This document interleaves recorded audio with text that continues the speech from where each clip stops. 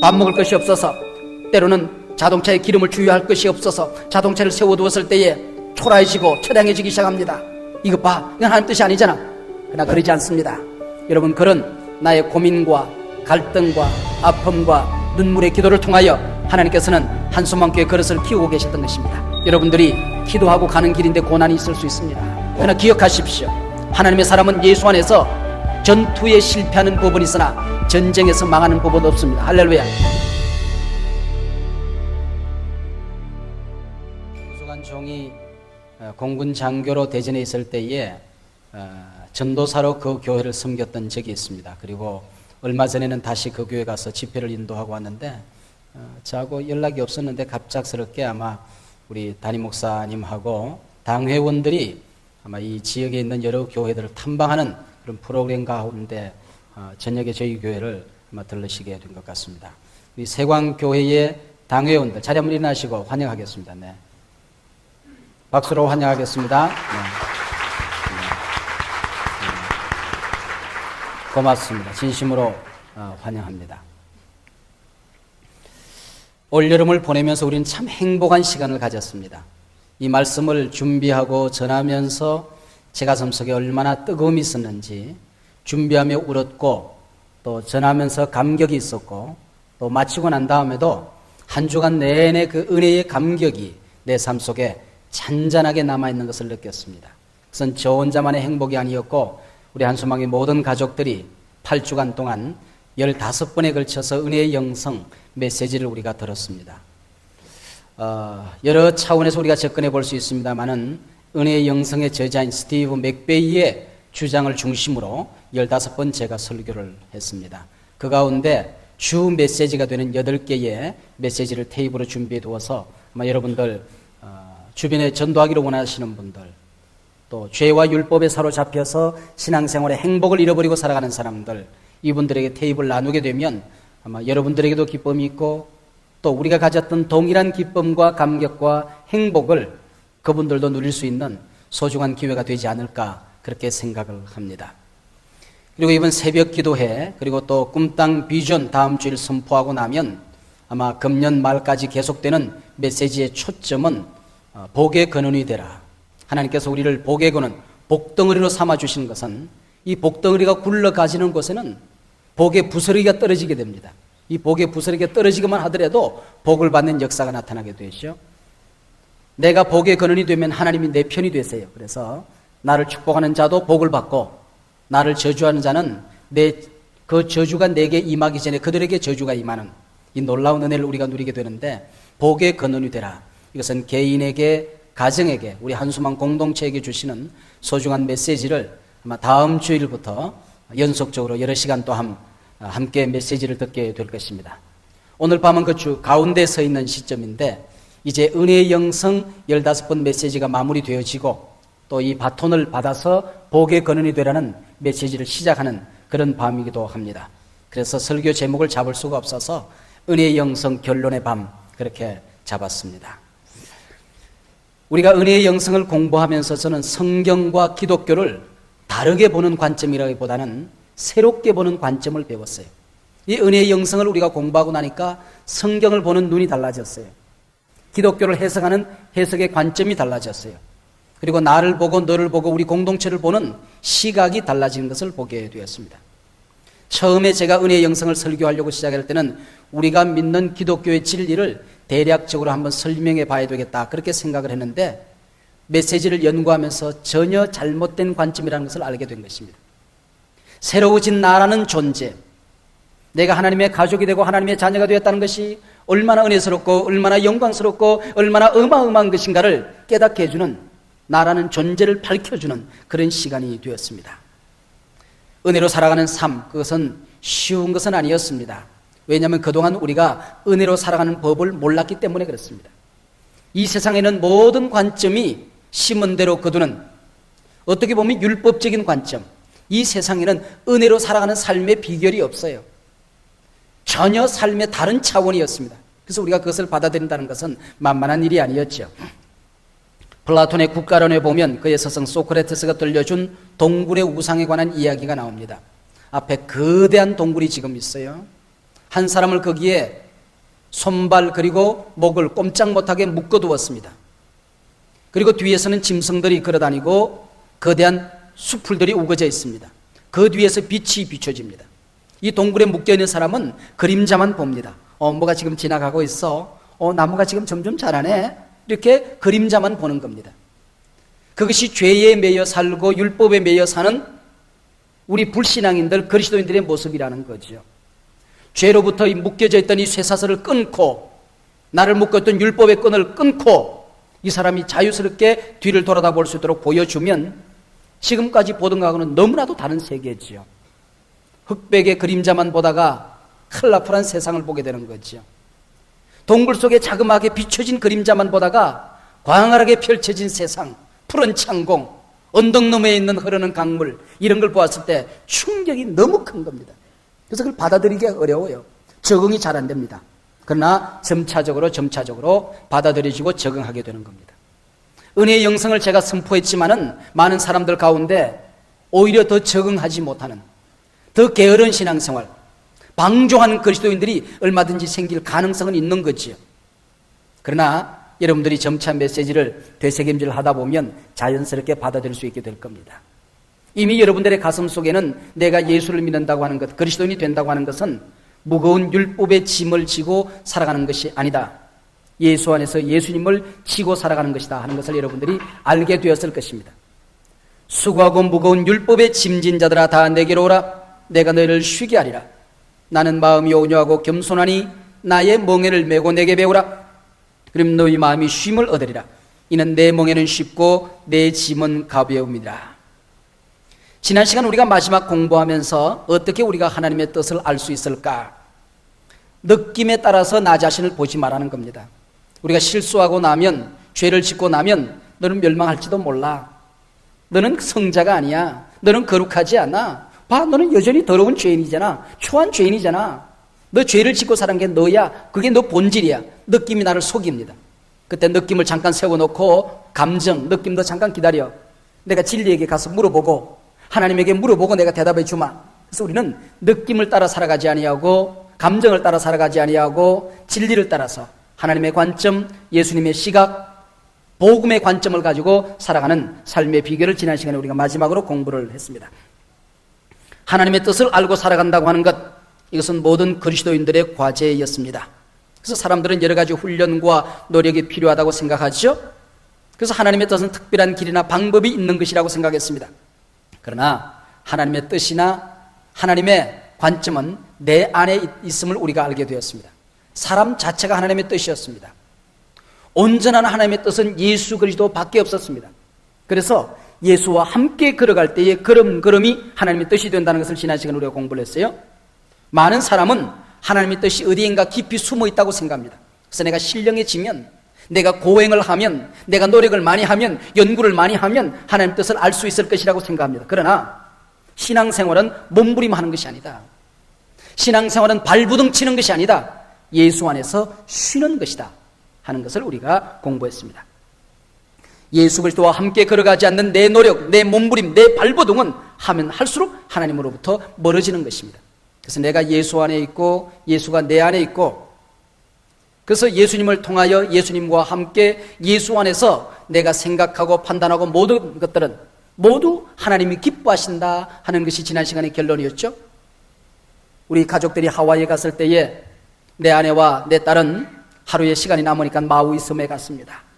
거기 도착했더니 예수님께서 밝게 웃으시며, 딸들아 어서 오너라. 너희들 여기 올 줄 알았어. 내가 너희들 기다리고 있었지. 산들바람은 불지요, 햇빛은 쨍쨍 나지요. 그리고 화산에 폭발했던 아름다우게 신비롭게 울긋불긋 울퉁불퉁 튀어나오는 그 바위들은 신비롭게 짝이 없지요. 그 안에서 예수님께서 그들을 반겨주었습니다. 나는 쉬고 싶었습니다. 호텔에서 잠을 자고 맛있는 거 먹고 책을 보고 성경을 보고 설교를 준비하고 묵상을 하고, 그래 아들아, 너 여기 호텔에 너 머물 줄 알았어. 내가 너 만나고 싶었다고. 성경을 통하여, 묵상을 통하여, 오늘 밤에 선포할 설교 메시지를 통하여 하나님 나를 반겨준 것입니다. 여러분, 이것이 어느 한 길이 하나님의 뜻만 있는 것이 아니고, 하나님께서 내 안에 계실 때에 내가 판단하고 내가 기뻐하는 모든 내 행동의 결단들은 모두 그 안에 하나님의 뜻이었습니다. 그런데 마오이섬에 비행기를 탔습니다. 근데 비행기가 뜨자마자 바람이 불기 시작합니다. 비행기가 흔들거립니다.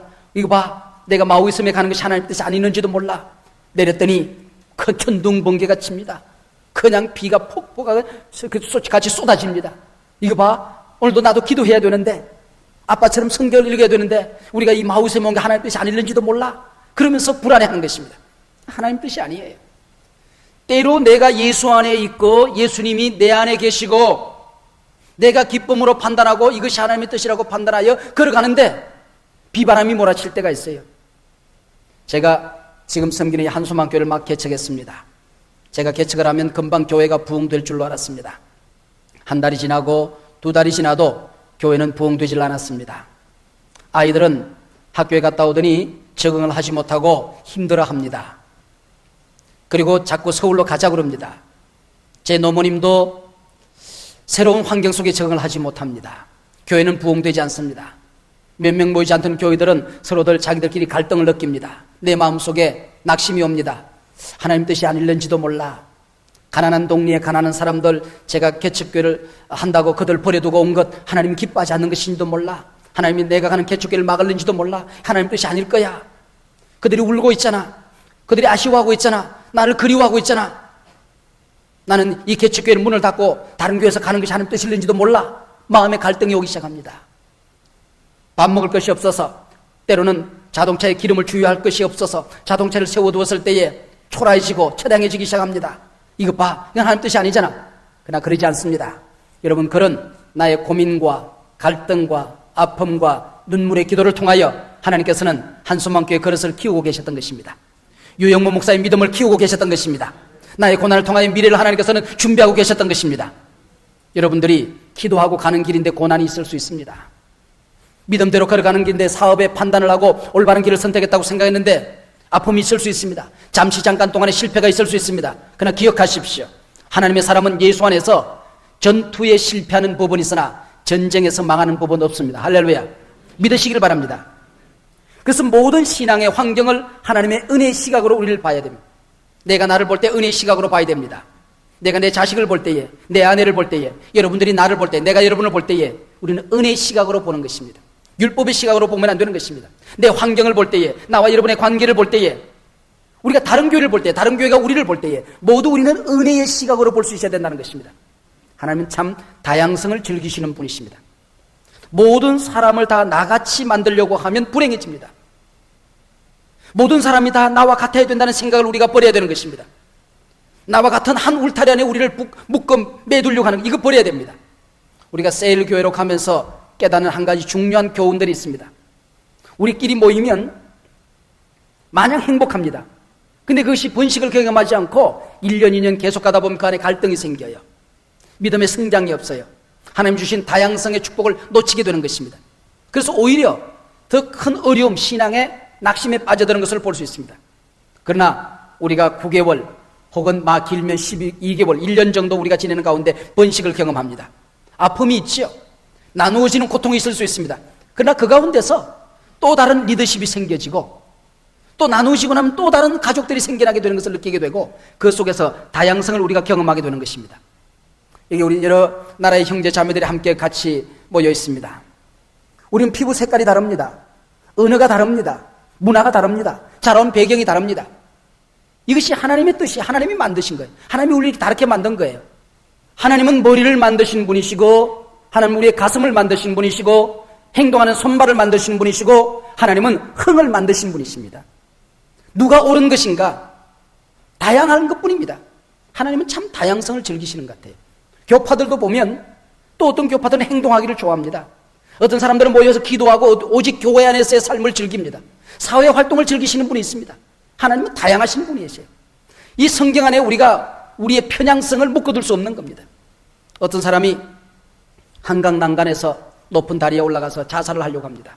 깜짝 놀라서 그 사람을 찾아갔습니다. 여보시오.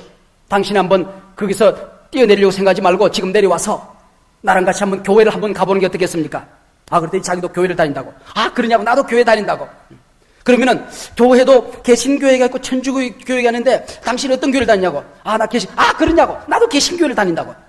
개신교회 중에서도 뭐 여러 가지 교파가 있지 않겠냐고, 기장도 있고 예장도 있고, 예수교 장로요, 기독교 장로인데 당신은 나 예수교 장로, 나도 예수교 장로이라고. 참 이게 이런 기쁜 일이 있냐고. 이 예수교 장로교 가운데 참 교파들이 다양한데 합동도 있고 통합도 있고 개혁도 있고 뭐 청통도 있고 보수연합도 있고 뭐도 있고 뭐 있는데 당신은 뭐냐고. 그랬더니 나는 합동이라고. 그러냐고. 나는 통합이라고. 그래서 뛰어내려 죽으라고. 우리는 교파만 다르고 교회만 다르면 전혀 다른 사람으로 생각하는 겁니다. 여러분, 이것은 하나님 뜻이 아니라고 하는 거죠. 하나님은 다양한 우리를 만드셨습니다. 그래서 우리가 일과 한번 더듬어 볼까요? 비참한 그리스도인. 율법의 눈으로 나를 보니까 예수 믿는 나마저도, 목사라는 나마저도 비참하기 짝이 없어요. 희망을 선포하는 그날 밤에 때로는 절망합니다. 거룩을 설교하는 그날 밤에 내 가슴 속에 남아있는 추한 생각을 어찌할 길이 없습니다. 믿음을 설교했는데 내 마음속에 무서운 의심이 먹구름처럼 밀려옵니다. 온유를 설교했는데 그날 밤에 집에 가서 아이들에게, 내 아내에게 분노를 터뜨릴 때가 있습니다. 화를 낼 때가 있습니다. 여러분, 율법의 눈으로 나를 보면 비참하기 짝이 없어요. 그것이 비참한 그리스도인이었습니다. 그래서 하나님은 나를 깨는 것입니다. 내 힘으로 아무것도 할 수 없다고 하는 것을 깨는 것입니다. 때로는 고난을 주어서 나를 부셔뜨리는 것입니다. 그 부셔뜨림 가운데 새롭게 세워지는, 내가 깨어져야 새로워진다는 진리였습니다. 그리고 3과는 완전히 새로워진 나라는 주제를 가지고 당신은 하나님의 작품입니다. 당신은 성자였죠. 나는 거룩한 존재였습니다. 나는 의인이었습니다. 여러분, 이거 얼마나 영광스러운 신분인가. 내가 예수 안에서 얼마나 어마어마한 존재인가를 우리가 알게 된 거죠. 그리고 4과는 옛사람은 죽었습니다. 죄는 내 안에 있는 나는 진정한 내가 아니라는 것을 알게 된 거죠. 5과 율법에서의 자유, 첫사랑 찾은 여인의 행복. 여러분 기억하십니까? 우리가 선악과를 따먹은 이후 율법과 결혼했습니다. 율법 씨는 얼마나 잔인한 나쁜 남편인지 모릅니다. 만족이 없습니다. 나를 완전히 망가질 때까지, 내가 완전히 부셔질 때까지, 박살이 날 때까지 나를 망가뜨려야 직성이 풀리는 그런 남편이었습니다. 어떻게 하면 좋습니까? 죽으면 새롭게 결혼할 수 있습니다. 근데 율법은 죽지 않습니다. 어떻게 하면 되죠? 내가 죽으면 되는 것입니다. 그래서 십자가 안에서 내가 죽은 것입니다. 그리고 십자가 안에서 내가 새롭게 태어나서 새로운 남편을 만났는데 보니까 그가 에덴 동산에 만났던 첫사랑이었어요. 그의 이름이 예수였습니다. 그 이름은 은혜였습니다. 은혜 씨와 결혼하고 살아가니까 너 얼마나 행복합니까? 그 은혜 씨는 나를 위해서 십자가에 죽은 예수였습니다. 그래서 예수와 더불어서 누리는 신앙생활의 자유, 행복, 그것이 5가였습니다. 6번째, 승리는 내 것이다. 이겨놓고 싸운다. 싸워서 이기는 그런 싸움이 아닙니다. 여러분, 이런 싸움은 한번 해볼만 하지 않습니까? 이겨놓고 싸운다. 7과 하나님 앞에 우리가 돌아오기만 하면 언제든지 하나님은 우리를 용납해 주신다. 그래서 설교 제목 기억하십니까? 기억하십니까? 용서해놓고 기다리신다. 지난 주일 낮에 우리가 공부를 했습니다. 이제 마지막 은혜의 시간, 내 삶으로 살아갈 때 우리는 지쳤습니다. 내 노력으로 몸부림할 때에, 내 의로 내가 나 자신을 세워보려고 할 때에 지치고 또 결심하고 쓰러지고 다시 일어나고, 그래서 헌신, 재헌신, 쓰러지고 넘어지고 다시 헌신, 재헌신, 결심, 반복되는 신앙생활의 실패였습니다. 그것은 우리의 진정한 은혜의 삶이 아닙니다. 복음의 삶이 아닙니다. 이제는 내 힘이 아닌 다른 신비의 힘이 내게 찾아오는 것을 우리가 알았습니다. 걸어도 뛰어도 피곤하지 않는 삶, 그것이었습니다. 이렇게 우리가 15번에 걸쳐서 8과의 공부를 쭉 해오는 동안에 무서운 유혹이 있었어요. 죄는 죄대로 즐기고, 세상은 세상대로 즐기고, 마음은 마음대로 평안을 누리고 싶은 유혹. 이것이 바로 은혜를 공부한 다음에 찾아오는 유혹일 수 있다고 하는 것입니다. 어떤 남자가 길을 가다가 요술 램프를 주었습니다. 근데 진이가 나타나더니 소원을 뭐든지 얘기하라고. 그러면 소원, 당신의 소원을 한 가지를 꼭 들어줄 수 있다고. 돈이면 돈, 여자, 뭐 결혼 뭐든지 좋다고. 그랬더니 돈도 여자도 결혼도 다 가지고 싶었습니다. 그래서 그냥 돈, 여자, 결혼 그랬습니다. 그랬더니 돈, 여자하고 결혼해버렸습니다.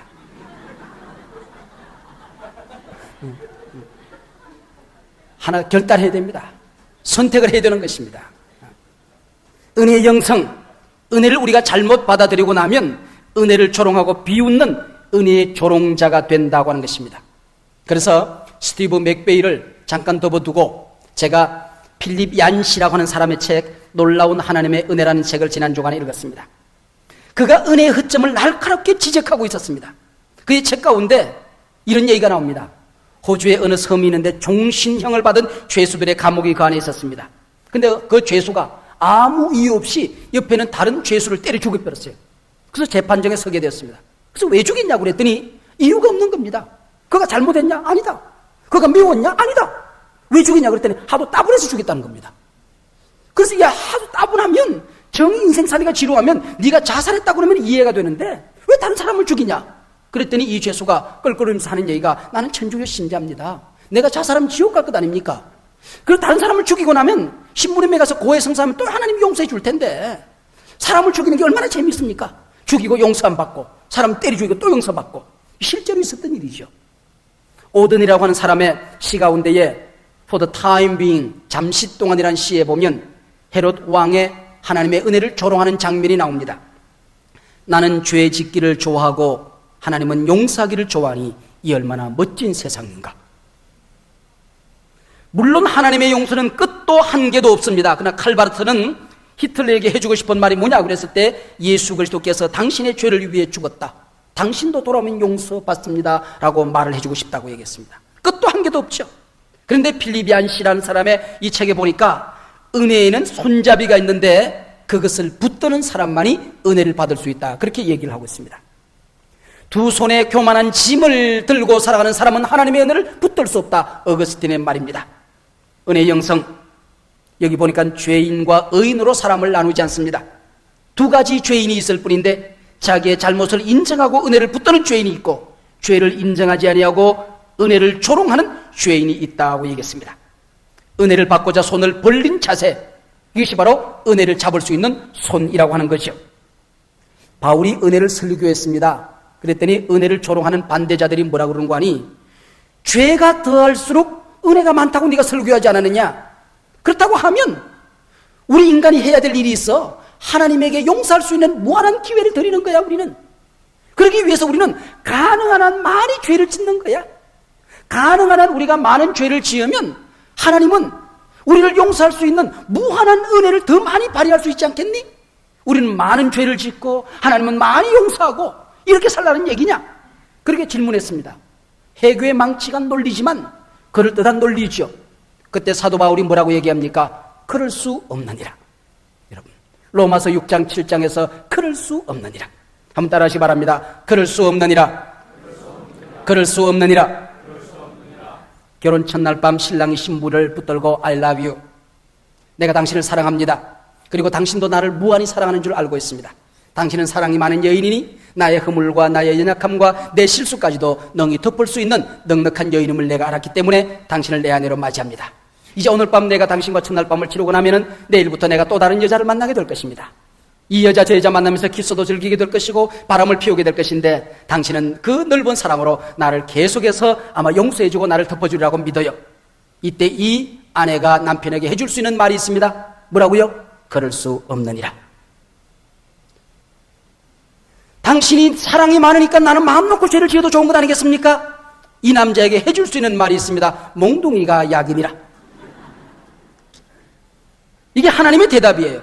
은혜의 영성 결론, 하나님의 은혜를 남용하거나 조롱하는 것이 아니라 하나님의 은혜에 한없이 감격하며 살아가는 것, 이것이 은혜의 삶이라고 하는 것이죠. 빌리비안 씨는 은혜의 영성을 설명하는 가운데 하버드 대학 생물학 교수이신 에드워드 윌슨의 개미 실험을 소개하고 있습니다. 개미 집안에 한 개미가 짓눌려 죽습니다.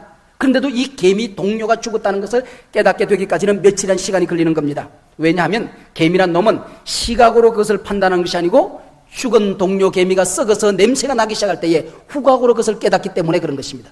그래서 썩어서 냄새가 나기 시작하면 개미를 물고 밖으로 나가서 개미 시체 동굴 속에 다시 집어넣는 것입니다.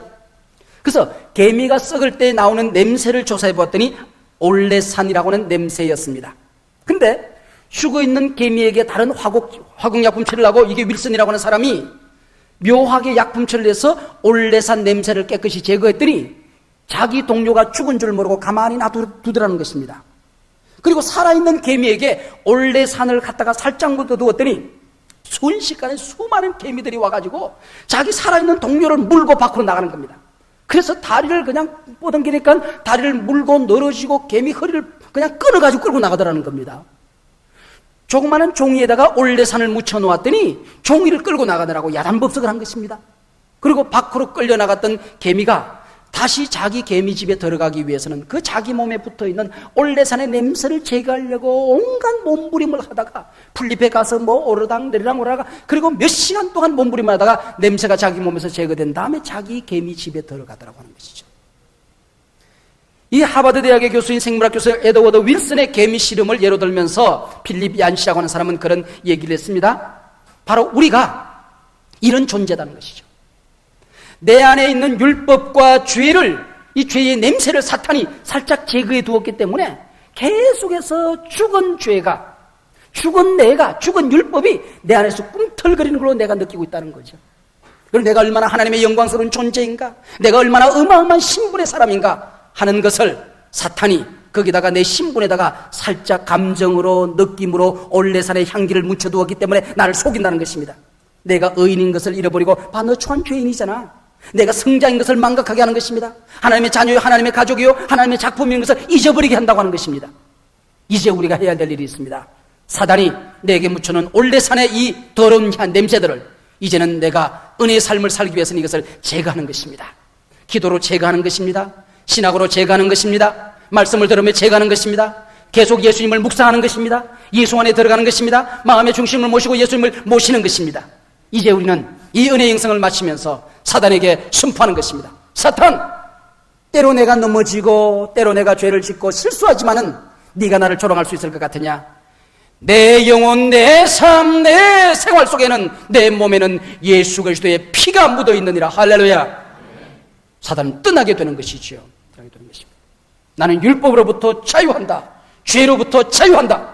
사단, 너는 기억해라. 내가 얼마나 영광스러운 존재인지, 내가 얼마나 어마어마한 존재인지, 내가 하나님 앞에서 얼마나 굉장한 존재인지 봐라. 내 안에 예수가 있느니라. 예수님의 이름으로 너를 명하노니 내 삶으로부터, 내 감정으로부터, 나의 모든 삶의 환경으로부터 떠나갈지어다. 이제부터 여러분들이 입으로 선포하는 모든 삶 속에 예수님의 권세가, 예수의 능력이, 예수의 자유가, 예수의 파워가 나타나게 될 줄로 믿습니다. 이것입니다. 이제는 예수님의 올레산의 향기가 내 속에, 예수님의 피로 올레산의 향기가 다 제거된 것입니다. 이제는 내 힘이 아닙니다. 내 재주가 아닙니다. 내 경험이 아닙니다. 예수님의 힘으로 걸어도 뛰어도 피곤하지 않는 삶, 이 지치지 않는 삶, 독수리 날개치며 올라가는 삶, 이 삶이 여러분에게 있게 될 줄로 믿습니다. 찬양을 해도 감격이 넘칩니다. 기도해도 기쁨이 넘칩니다. 말씀을 들을 때마다 여러분들, 저 말씀 내 말씀이야, 저 말씀 나를 위하여 준비된 말씀이야, 내가 하나도 놓치지 않을 거야. 찬양을 하더라도 가사 하나하나, 우리 내일 아침부터 우리가 찬양할 때에 여러분들 기쁨으로 설레임으로 찬송하는 것입니다. 그 찬송 가사 하나가 내 것이야. 그래, 저거 나를 위하여 만들어진 노래야. 저거 봐, 얼마나 영광스럽니? 기도할 때마다 하나님이 내 말씀에 귀를 기울이기 위하여, 내 기도에 귀를 기울이기 위하여 가까이 와 계시는 예수님을 보는 것입니다. 여러분이 큰 소리로 부르짖는 기도에도 하나님이 응답해 주실 것입니다. 여러분의 작은 신음에도 응답해 주실 것입니다. 미처 입을 열지 못해서 아파하는 침묵의 기도에도 하나님이 응답해 주실 것입니다. 걸어가도 뛰어도 하나님이 여러분의 손을 붙들고 함께 동행해 주실 줄로 믿습니다. 올여름에 주셨던 이 은혜의 풍성한 세계가 여러분 모두의 세계가 되시기를 주님의 이름으로 축복합니다. 그리고 우리 이제부터 은혜가 내 속에 들어왔기 때문에 이제는 나는 복덩어리가 된 것입니다. 이제는 복의 근원이 된 것입니다. 여러분이 말하는 모든 말들이 예수님의 말이 될 것입니다. 복의 언어가 될 것입니다.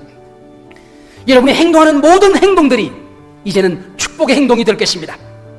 여러분들이 걸어가면 하더라도 걸어가는 그 자리에 복이 떨어지게 될 줄로 믿습니다. 잠을 잔다 할지라도 그 자리에 복이 쌓여가게 되는 축복을 받게 될 줄로 믿습니다. 왜요? 여러분은 복덩어리이기 때문에 그렇습니다. 여러분을 축복하는 자를 하나님이 축복하게 될 것입니다. 여러분이 손들어 축복하는 자손들이 복을 받게 될 것입니다. 여러분들이 가는 사업이 복을 받게 될 것입니다. 여러분이 기도하기 위해서 기도의 제목만 적더라도 여러분들의 그 기도로 말미암아 여러분의 이웃들이 살아나는 역사가 있게 될 줄로 믿습니다. 우리 한소만 공동체가 꿈땅 비전을 통하여 복을 받음으로 말미암아 이 고양시가, 파주시가 켈빈이 꿈꾸던 성시로 바뀌어지게 될 줄로 믿습니다. 통일한국이 우리 공동체를 통하여 복을 받게 될 것입니다. 세계의 열방들이 여러분 한 분 한 분을 통하여 복을 받게 될 줄로 믿습니다.